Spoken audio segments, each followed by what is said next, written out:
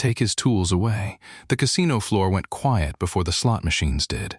Elias Mercer stood on the polished marble beside a half-open service case, his gray work shirt damp from the summer heat, his hands blackened with old machine oil. Around him, security guards in fitted black suits formed a loose circle. Behind them, wealthy gamblers had stopped pretending not to stare.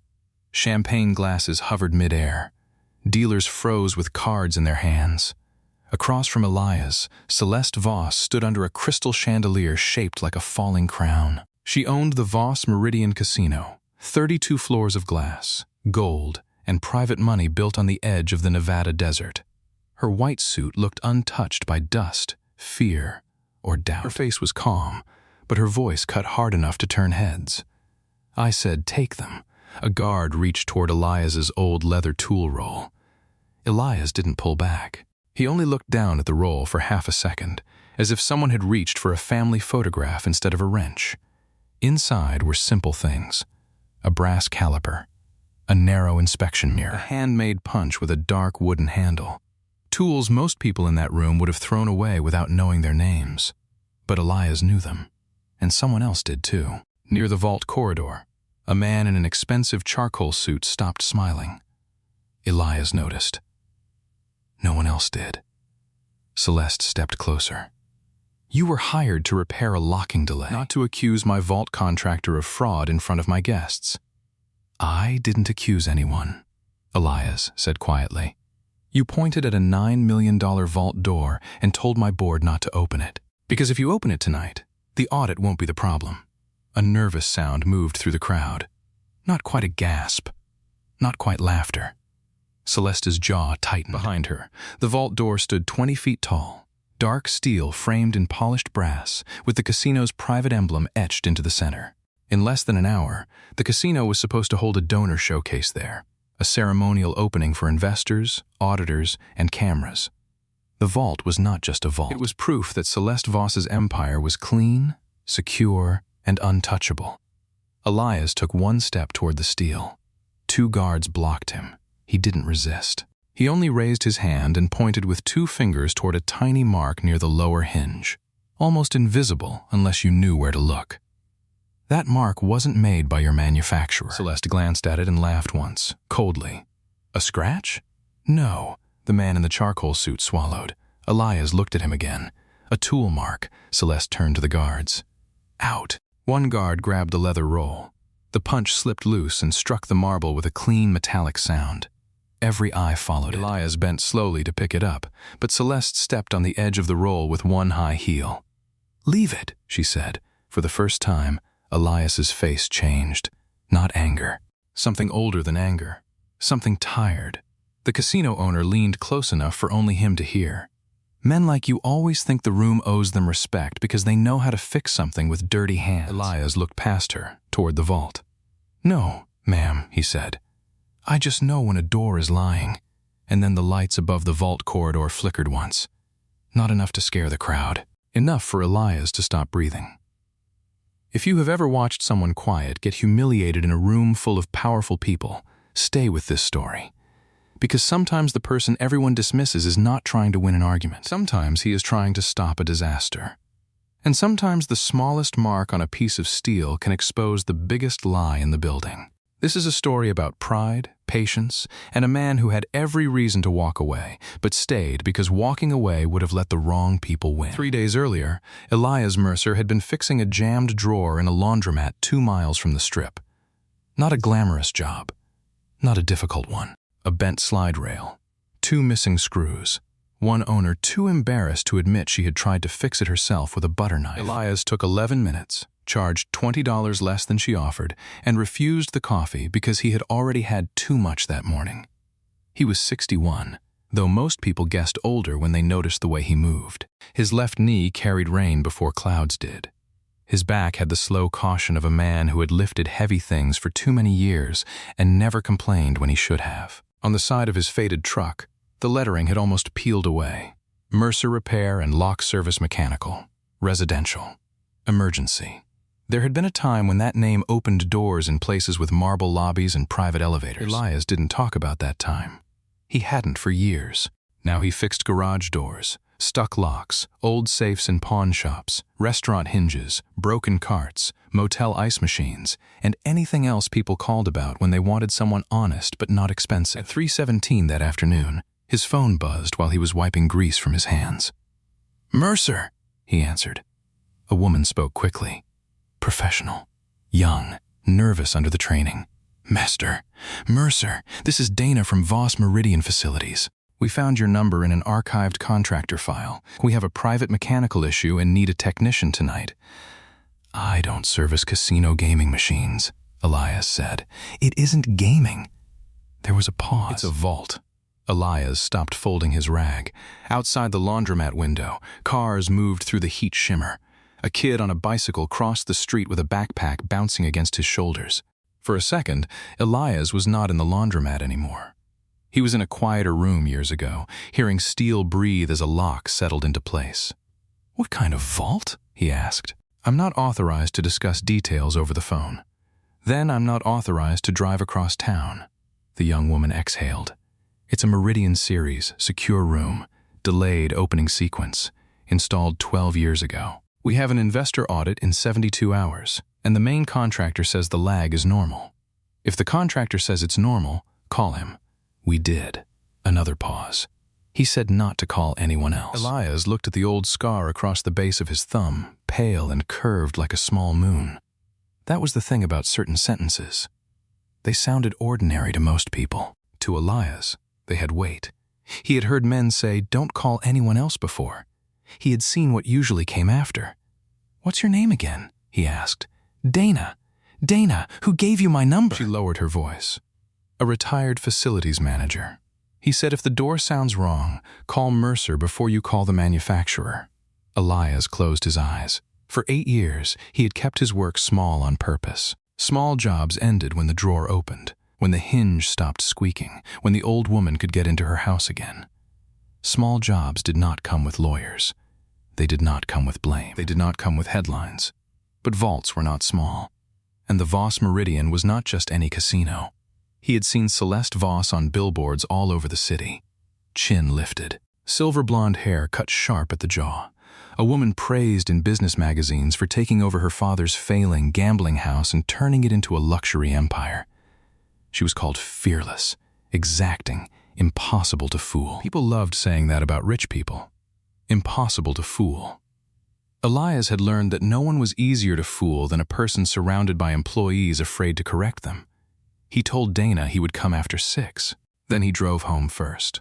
Home was a narrow beige house at the end of a quiet street, with a broken porch light he had promised to fix for himself and never did. Inside, the kitchen table held bills, a half-finished grocery list, and a small ceramic bowl full of screws, washers, and keys that belonged to nothing anymore. His daughter's photograph sat near the window. Mara had been 29 when the illness took her. She had left behind a little boy with serious eyes and a habit of lining up toy cars by color. Elias had become a father once, then a father again in the shape of a grandfather. "Grandpa?" Noah called from the living room. "Yeah, buddy, you're late." "I'm not late. The clock's dramatic." Noah appeared in the doorway wearing a dinosaur shirt and holding a paperback with one finger marking his page. 9 years old, too observant for his own peace, with his mother's eyes and Elias's habit of noticing what people tried to hide. "You have a night job? Maybe? Dangerous?" Elias smiled faintly. "A door that doesn't want to open." Noah considered this. "Doors don't get to decide that. Some do." Noah looked at the old leather tool roll in Elias's hand. "You're taking the good tools." Elias glanced down. The good tools. That was what Mara had called them too, back when she was small and believed every object in her father's garage had a soul. The leather roll had belonged to Elias's mentor, a man who taught him that metal always remembered the hand that shaped it. Every punch, every file, every caliper left a language behind. Most men saw scratches. Elias saw signatures.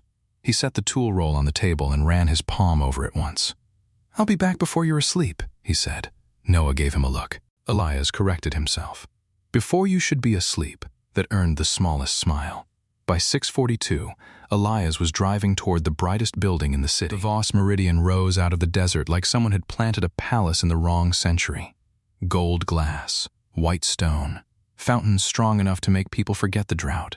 At the entrance, sports cars waited under a canopy while valets jogged like servants in a kingdom. Elias parked near the service bay. The guard at the gate looked at his truck, then at him, then at the tablet in his hand. "You catering?" "Repair." The guard's eyes dropped to the worn boots, the faded shirt, the old tool roll. "Casino repair uses the east dock. Vault repair doesn't."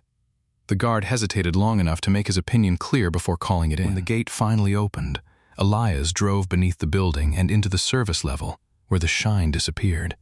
Down there, the Meridian smelled like hot wiring, detergent, concrete dust, and money trying not to show its machinery. Dana met him near a freight elevator. She was younger than he expected, with a badge clipped crookedly to her blazer and worry sitting plainly in her face. "Mr. Mercer?" "Elias. Thank you for coming." "Don't thank me yet." She walked quickly, explaining as they passed laundry carts and stacked crates of imported liquor. The vault had been hesitating on its first delay cycle, not failing, not triggering alarms, just lagging by 4 seconds before confirming the sequence. The main contractor, Halden Secure Works, had inspected it twice and signed off.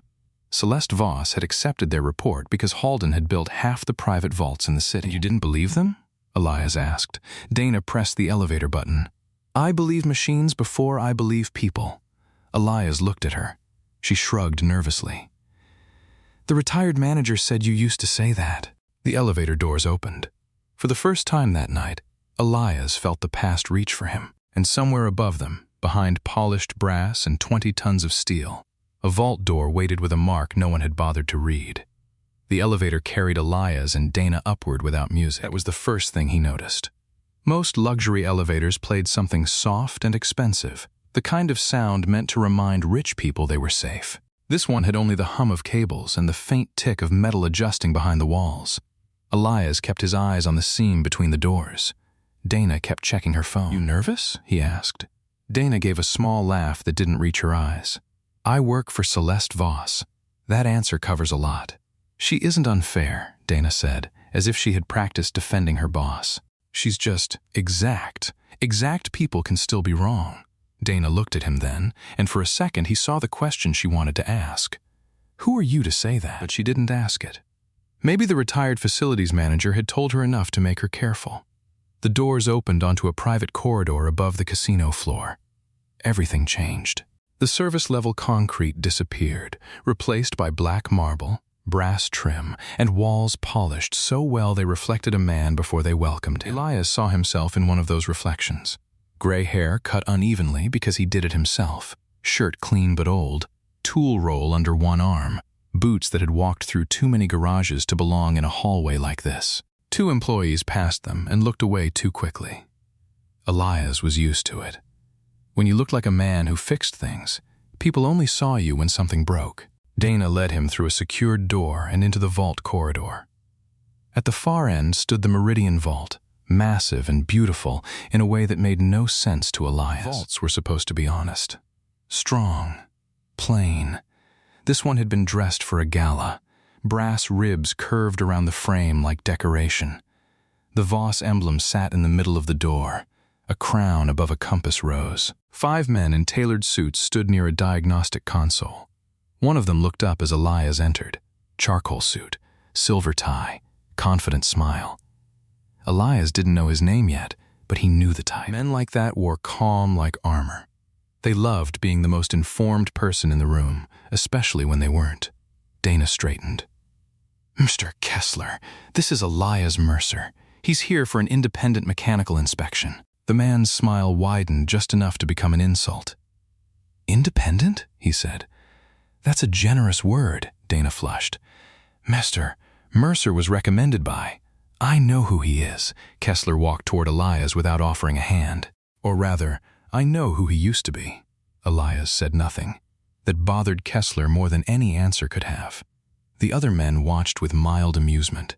Engineers, consultants, contractors, clean hands, clean shoes, identical confidence. Elias could see their badges clipped to lanyards from Halden Secure Works. Kessler turned to Dana. "Miss Rowe, this is unnecessary. The delay is within acceptable tolerance. It was 4 seconds yesterday. Dana said. Today it was 6. Environmental drag. The corridor is climate-controlled. Sensor settling. The sensor was replaced 2 weeks ago. Kessler's smile thinned. And now we're bringing in a handyman? There it was. The word landed exactly where it was meant to. Dana looked at Elias, embarrassed on his behalf. Elias only set his tool roll on the diagnostic table. I am a handyman, he said. The consultants chuckled. Elias unbuckled the leather strap and opened the roll slowly. Brass, steel, wood, and old care lay against dark leather. But this door isn't having a sensor problem. Kessler's eyes flicked to the tools. For less than a second, his face lost its polish. Then it returned. You've been here 30 seconds, long enough to hear it. Hear what? Elias nodded toward the vault. Open the first delay cycle. Kessler looked at Dana with theatrical patience. We are not running unnecessary cycles for. Dana stepped to the console and entered her authorization before he could finish. The vault woke with a deep internal click. Everyone waited. There was the first lock release. Clean. Then the timing delay. 3 seconds. 4. A low sound moved through the steel. Not loud, not dramatic. More like a breath caught in a pipe. Elias turned his head slightly. There. A second tone underneath the main mechanism. A dry scrape where there should have been a soft slide. The cycle confirmed at 6 seconds. Kessler spread his hands. As I said, within range. Elias didn't answer. He stepped closer to the lower hinge assembly and crouched. One consultant laughed under his breath. He's listening to the floor. I've heard worse ideas in boardrooms, Elias said. That quieted him. Elias took out a small inspection mirror and angled it beneath the brass frame. He did not touch the lock. Not yet. He studied the underside of the hinge, the shadow around the mount, the tiny collection of dust that gathered where vibration changed direction. Most people thought machines failed loudly. They didn't. They whispered first. His mind went back 12 years, uninvited, to another vault in another building, to a room full of men who had insisted the numbers were fine. He had been younger then, still respected enough to be ignored politely instead of openly. He had warned them about a tolerance shift. They had waited too long. No one died, but one guard lost 3 fingers, and Elias lost the kind of reputation that survives only when powerful men admit they were wrong. They hadn't. So Elias left the world of private security engineering and became what men like Kessler called a handyman. He looked into the mirror again. A faint line cut near the lower hinge plate. Too clean for wear. Too shallow for damage. Too familiar to ignore. Before he could inspect it closer, a voice rang from behind them. Why is there a stranger kneeling in front of my vault? Everyone turned. Celeste Voss had entered without hurry and without needing to announce herself. People shifted around her the way water moved around a blade. She was in her early 40s, controlled from posture to expression. Her father had built the original Meridian with debt, luck, and favors no one wrote down. Celeste had inherited the wreckage and rebuilt it into something banks respected. That story had made her powerful. It had also made her suspicious of anyone who looked like they needed money. Dana stepped forward. "Ems, Voss, this is Elias Mercer." I called him for an outside opinion because the delay increased again. Celeste's eyes moved over Elias once. Not cruelly, efficiently. Old boots, cheap shirt, worn tool roll, grease at the thumbnail. A man who could be useful in a basement, not trusted near a $9 million vault minutes before investors arrived. "Halden has already signed off," she said. Elias stood slowly. "Halden missed something." Kessler gave a soft laugh. He heard a noise. Celeste looked at Elias. "Is that true?" "Yes," the consultant smirked. Celeste folded her arms. Mercer, I'm hosting auditors, donors, and board members tonight. This vault is part of a public trust presentation. I do not have time for vague warnings." "Then I'll be specific," he pointed to the lower hinge. "That plate has been opened recently." Kessler's expression hardened. "Impossible." Elias kept his eyes on the steel. "Not opened for service. Opened carefully. Then covered." Celeste stepped closer, heels clicking against marble. "Covered with what?" "Polish. Brass dust. Maybe tinted sealant." Kessler shook his head. "This is absurd. No one can determine that visually." "I didn't determine it visually," Celeste frowned. "Then how?" Elias touched 2 fingers lightly to the edge of the brass frame and then held them up. A thin, dark smear marked his fingertips. Fresh residue. Dana leaned in, alarmed. Kessler reached for a cloth from his pocket. That proves nothing. Doors collect residue. Elias looked at the cloth in Kessler's hand, then at the hinge, then at the man's polished shoes. There was a tiny crescent of the same dark residue caught in the inside edge of Kessler's right sole. Elias said nothing. Not yet, because the room had already decided what he was. A handyman, a nuisance, a poor man trying to sound important. Celeste made the decision for everyone. Mercer, she said, voice flat. You may complete a basic inspection from the console. You will not touch the hinge assembly. You will not interrupt tonight's presentation. And you will not make accusations against my contractor without proof I can hold in my hand. Elias met her eyes. For a moment, he almost walked away. Then the vault gave a small metallic tick behind him. 1 tick, out of sequence.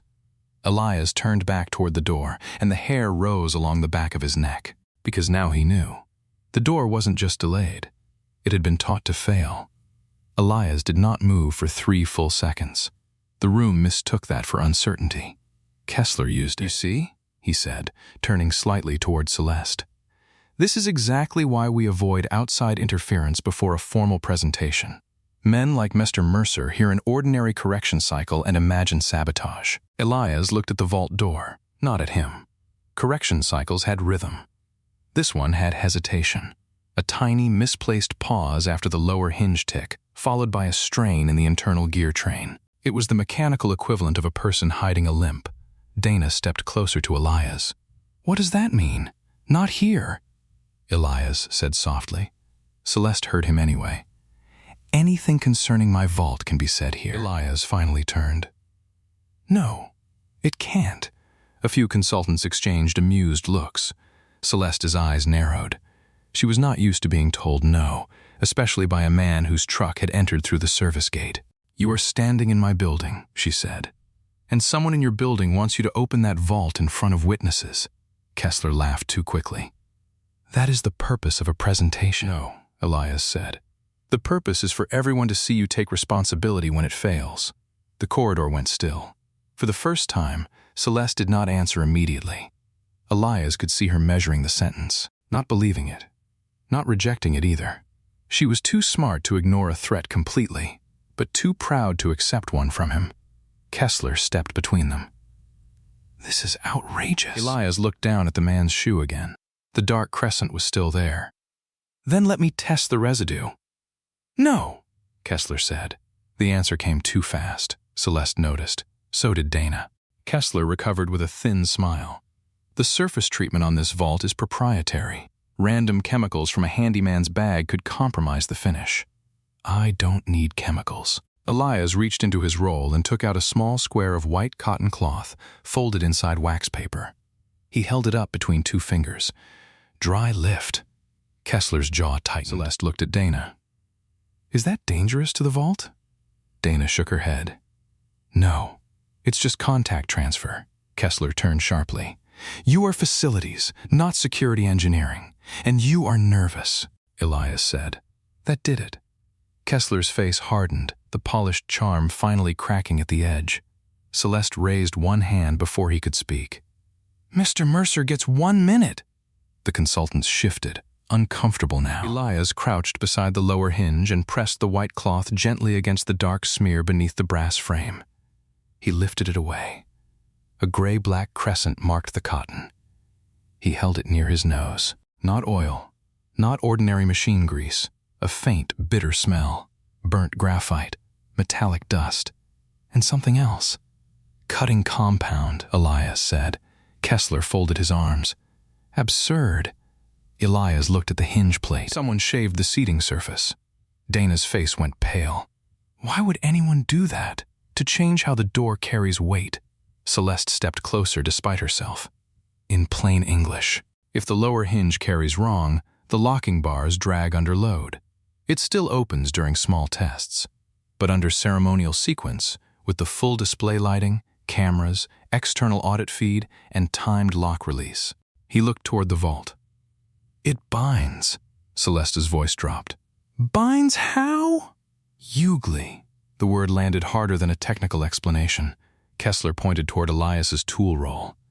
This is theater. He's inventing a failure no one can verify until the exact moment he says it will happen. That's because whoever planned it wanted failure to happen in public. Kessler turned to Celeste. Voss, your investors are arriving in 20 minutes. If you let this man derail tonight, you hand ammunition to every rival who wants to paint your casino as unstable. There it was. Not proof, fear. Elias saw Celeste react to it. Her father's debts, old rumors, years of being treated like an heiress playing executive until she became colder than the men waiting for her to fail. Kessler knew exactly where to press. A security manager entered the corridor and whispered to Dana. Dana's shoulders tightened. Board members are in the private lounge. The donor group is coming up after the champagne service. Celeste looked from the vault to Elias. What do you need? She asked. Kessler snapped his head toward her. Celeste! She did not look at him. I asked him. Elias nodded once toward the lower hinge. Access plate open. 5 minutes. And your security camera feed from this corridor for the last 48 hours. No, Kessler said. Celeste turned. Why not? Because opening that plate voids my company's warranty during an active audit window. Elias almost smiled. A warranty doesn't matter if the vault jams. It matters if an unlicensed repairman damages a $9 million installation. Celeste looked at Elias. Are you licensed? I was? Kessler seized on it. Was. Elias did not defend himself. That silence told Celeste something, but not enough. The security manager shifted uneasily. Voss, the mayor's office just arrived. Pressure moved into the corridor like heat. The casino above them was filling with people who mattered. Cameras, donors, board members. Men and women who would smile beside Celeste if the night went well and distance themselves before dessert if it didn't. Elias could feel the story trying to close around him. Poor repairman panics before rich woman's big night. Handyman makes wild accusation. Former specialist seeks attention. He had lived inside stories written by powerful men before. He knew how fast truth could be edited. So he reached for the only thing the room could not call emotion. His old handmade punch. The wooden handle was dark from decades of use. The steel tip had been shaped by hand, not factory ground, with a nearly invisible asymmetry along one edge. Elias held it up, then pointed to the tiny mark near the vault hinge. Look at the angle, he said. Kessler went still. Celeste frowned. What am I looking at? A mark left by a narrow punch. Not a screwdriver, not a factory tool, a punch. He held his tool beside the hinge without touching it. The person who opened this plate used a tool made to mimic an old Mercer-style access punch. Dana whispered, Mercer-style? Elias nodded. Years ago, I designed a field tool for emergency vault access. Only a few shops ever made copies. Most got the angle wrong. Kessler's face changed so subtly that most of the room missed it. Elias did not. Celeste did not either. And this mark? She asked. Elias looked directly at Kessler. This one got the angle wrong. Kessler's smile returned, but now it looked stapled on. A touching story. Still not proof. At that moment, a cheer rose faintly from beyond the corridor doors. The donor group had reached the private level. Dana's phone buzzed again and again. Celeste inhaled slowly, the way people do when every choice is bad. Then Kessler stepped close to her and lowered his voice just enough for Elias to still hear. If you delay now, you look weak. If you let him touch that vault, you look fooled. Your father trusted men like him, and they nearly buried this place. Celeste's face hardened. There it was, the door closing. She looked at Elias. Step away from the vault, Dana turned. Miss Voss, step away. Elias held Celeste's gaze, then slowly gathered his cloth, mirror, and punch. Kessler exhaled through his nose. But as Elias rolled the leather closed, he saw something half hidden beneath the diagnostic table. A tiny brass shaving curled like a golden eyelash. Fresh. He picked it up before anyone noticed and pressed it into the fold of the cotton cloth. Then the private corridor doors opened. Guests began pouring in, smiling, glittering, holding champagne beneath the lights. Board members followed. Cameras lifted. The mayor's wife kissed Celeste on both cheeks. Investors gathered around the vault, admiring its size, its shine, its promise. Kessler moved to the console with the confidence of a man who believed the room already belonged to him. Celeste stood before the crowd and began her speech. Elias remained near the wall, tool roll in hand, officially dismissed. Only Dana stood beside him. Under the applause, she whispered, "How long before it binds?"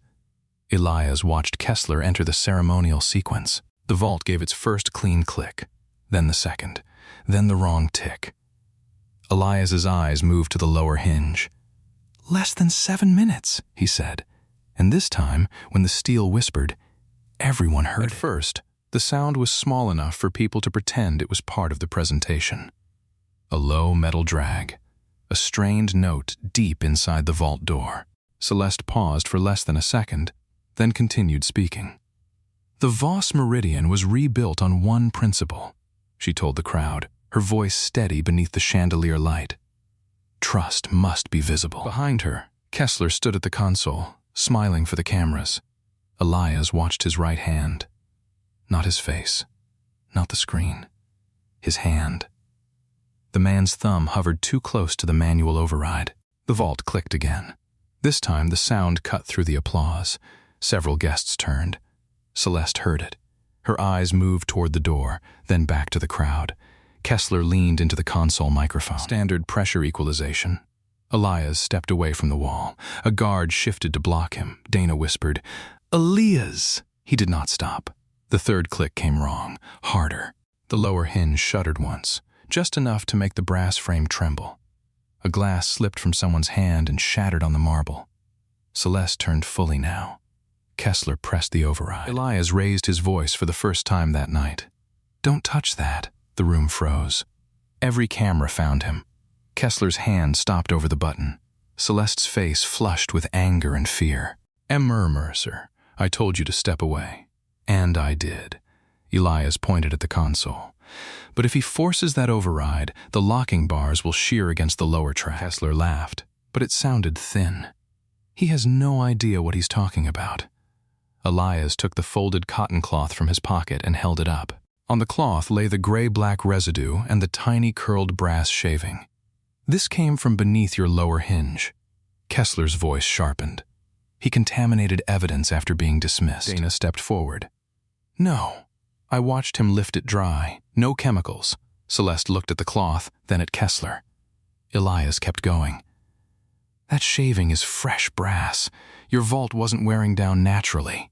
Someone opened the access plate, shaved the seating surface, and forced the hinge to carry uneven load.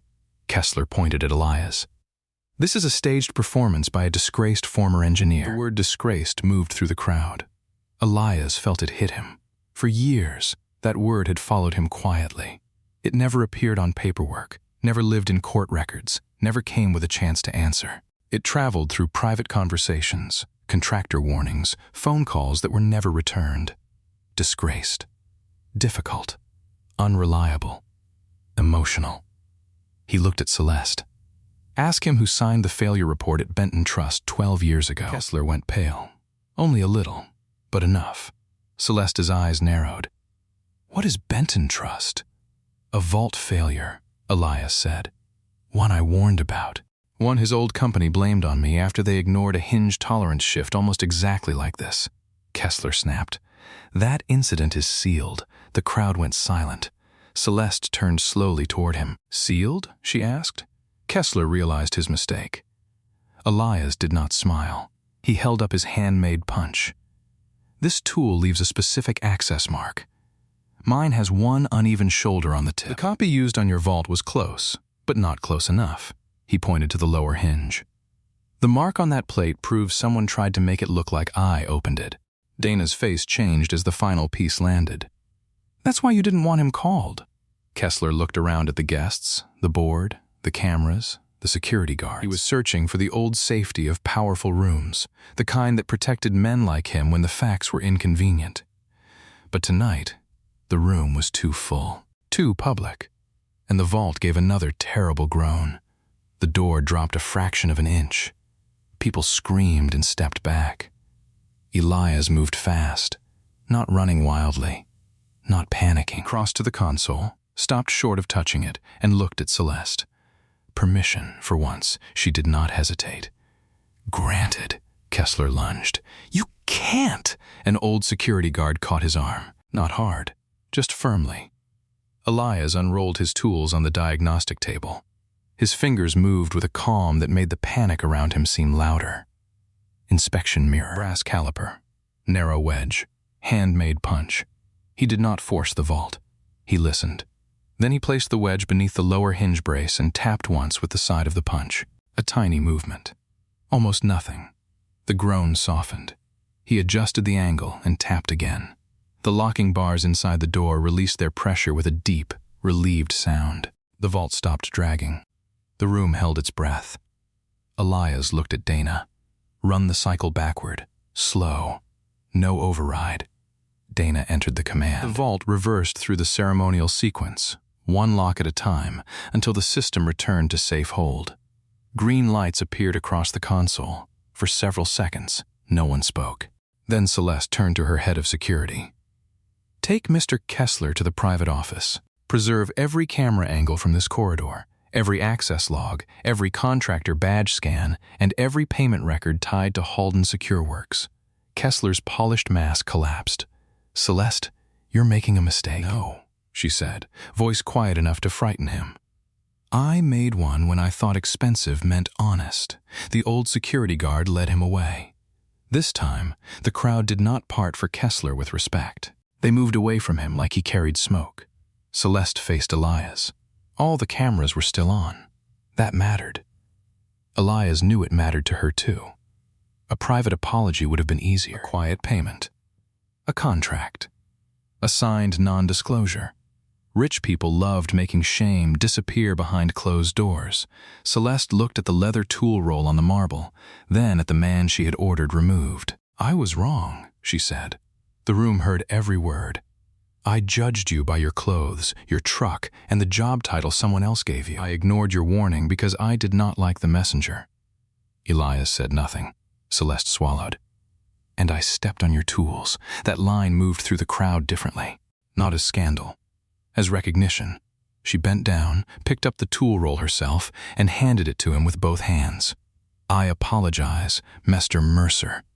Elias accepted it. Not quickly. Not proudly. Just with the steady dignity of a man who had waited a long time for truth to arrive without begging for it. Apology accepted, he said. By morning, the story was everywhere. Not the version Kessler had planned. Not a casino owner humiliated by a vault failure. Not a disgraced repairman seeking attention. A real story. A forged access mark. A sabotaged hinge. A $9 million fraud attempt designed to trap Celeste Voss in front of her own investors. Halden Secure Works lost its city contracts within a week. Kessler's accounts were frozen before his lawyers could finish their first statement. The old Benton Trust file was reopened, and Elias Mercer's name, buried under 12 years of quiet blame, was cleared in writing. Celeste offered him a permanent position. He declined. Then she offered him a consulting contract on his terms. He accepted only after Dana added one condition. No one at the Meridian was ever again allowed to dismiss a warning because it came from someone in work boots. 2 nights later, Elias came home before Noah's bedtime. Noah was at the kitchen table, drawing a vault with a dragon inside it. Did you fix the door? He asked. Elias hung the leather roll beside the back door. For now. Was it dangerous? A little. Were people mean? Elias sat across from him, tired down to the bone. A little. Noah studied him carefully. Did you win? Elias looked at the photograph of Mara near the window, then at the boy she had left in his care, then at his own hands, scarred and steady and still useful. No, he said softly. The truth won. Noah thought about that, then returned to his drawing. Outside, the porch light flickered once. This time, Elias got up and fixed it. Not because anyone was watching. Not because anyone would applaud. But because some things, when they are broken, deserve the patience of someone who still knows how to make them right.